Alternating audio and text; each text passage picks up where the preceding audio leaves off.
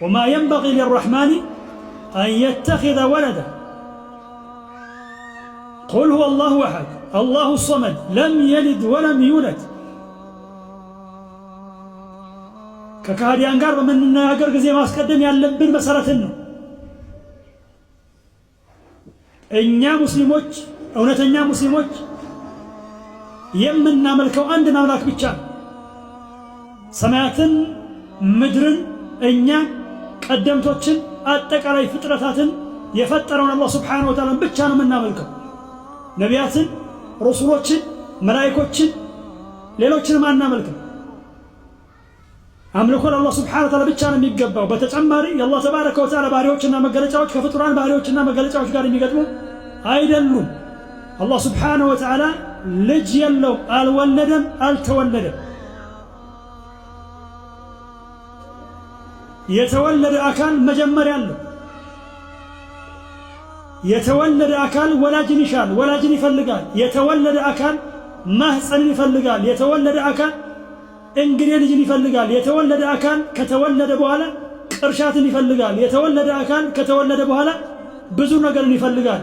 የተወለደ አካል ሊበላ ይፈልጋል፣ ሊጠጣ ይፈልጋል። ከበላ ከጠጣ በኋላ የሚከተለው ነገር አለ። ወደደም ጠላም ካና የእኩላን الطعام አላህ ሱብሓነሁ ወተዓላ ዒሳንና እናቱን ሲገልጻቸው ነበሩ ምግብን የሚበሉ ነበሩ።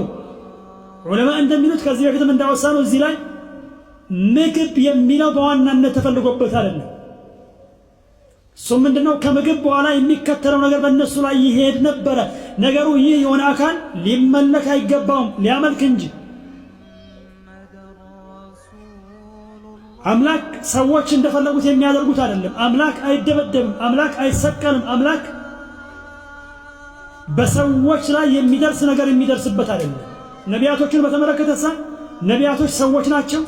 ምንም እንኳን ከወህይ አንፃር እነሱ የተለየ ነገር ቢኖራቸው ሰዎች ላይ የሚሄደው ነገር በሙሉ በእነሱ ላይ ይሄዳል። ይበላሉ፣ ይጠጣሉ። መብላትና መጠጣትን ተከትሎ የሚሄደው ነገር በአጠቃላይ በእነሱ ላይ ይሄዳል።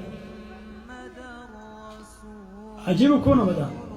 እየበላ እየጠጣ ከበላና ከጠጣ በኋላ የሚከተለው ነገር ሁሉ እየተከተለው አምላክ ተብሎ ይባላል። ኢስላምን የተሰጠ ሰው አላህ ሱብሓነሁ ወተዓላን በሰፊው ሊያመሰግን ይገባዋል። አመስግነን የምንዘልቀው አይደለም። ለዚህ አቂዳ ለዚህ ለጠራ እምነት ማለት ነው። ነገር ግን ዝንጎች ነንና የሚፈለገውን ያህል ይቅርና ከሚፈለገውም ዝቅ ብለን በትንሹም አላህ ሱብሓነሁ ወተዓላ አላመሰገንን። ጠባቂው አላህ ሱብሓነሁ ወተዓላ ብቻ ነው። መጨረሻችንን አላህ ያሰማን።